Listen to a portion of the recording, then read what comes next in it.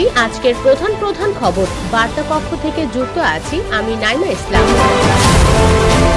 বড় পরিবর্তন আসছে গুগল সার্চে। লেককে ভয়েস অব আমেরিকার পরিচালক করলেন ট্রাম্প। ভূমধ্যসাগরে নৌকাডুবি, নিহত 9। 7 মাস আগে নিখোঁজ মার্কিনীর মুক্তি মিলল আসাদের কারাগার থেকে। তামিলনাড়ুতে হাসপাতালে আগুন, নিহত 6 শিশু। সিরিয়ায় কয়েক ঘন্টায় ইসরায়েলের 500 বিমান হামলা, 1800 বোমা নিক্ষেপ।